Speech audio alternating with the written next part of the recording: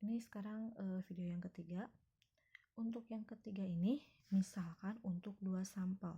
2 sampelnya dengan kategori 2x2. Nah, kalau yang ini bentuknya biasanya seperti ini.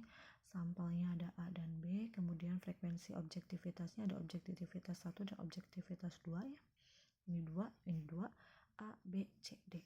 Sehingga jumlahnya ini A tambah B di sini, C tambah D di sini, kemudian A tambah C, B tambah D, ini juga N. N ini jumlah IKD jadi N, jumlah IKD jadi N. Sama dengan yang sebelumnya. Oke, kemudian kita mencari C kuadrat hitung gunakan rumus 2 sampel. 2 sampel tuh yang sebelumnya yang ada N dikali harga mutlak. Nah, gitu ya. Pakai rumus yang itu. Nah, itu nanti ketemu C kuadrat hitungnya. Kemudian untuk DF-nya sendiri ini sama dengan yang barusan. Dengan yang untuk beberapa kategori K kurang 1 dikali B kurang 1. Karena kebetulan ini 2 kali 2, berarti kolomnya 2 barisnya 2, maka diperoleh 2 kurang 1 dikali 2 kurang 1, maka hasil DF-nya adalah 1.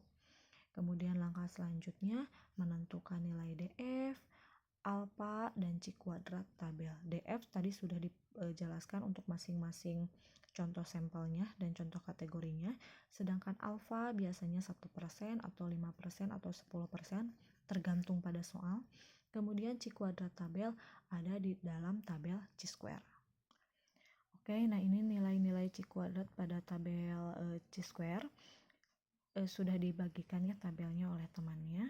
Misalkan nih, yang tadi DK-nya adalah 9 ya. DK-nya 9 untuk yang tadi yang beberapa kategori. DK-nya 9, kemudian alfanya adalah 1%.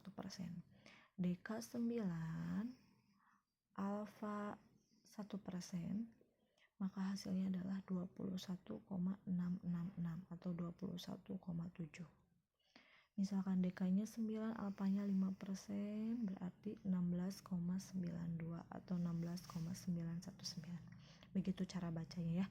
Ini kalau misalkan tabelnya sama dengan yang ibu ya, ini ya 1%, 5%, 10%, 20%, 30%, 50%. Tapi kalau misalkan tabelnya di sini ya taraf kepercayaan yang 99%, 95%, nah itu juga sama ya, begitu cara bacanya. Oke, untuk selanjutnya setelah menentukan C kuadrat tabel dari tabel C square, maka langkah selanjutnya adalah kriteria pengujian, yaitu membandingkan nilai C kuadrat hitung dengan C kuadrat tabel. Jadi kalau C kuadrat hitungnya kurang dari sama dengan C kuadrat tabel, maka H0-nya diterima. H0 itu yang tadi kata kuncinya adalah sama. Proporsinya adalah sama, atau H1-nya ditolak. Sedangkan kalau C kuadrat hitung lebih dari C kuadrat tabel, maka H0-nya ditolak.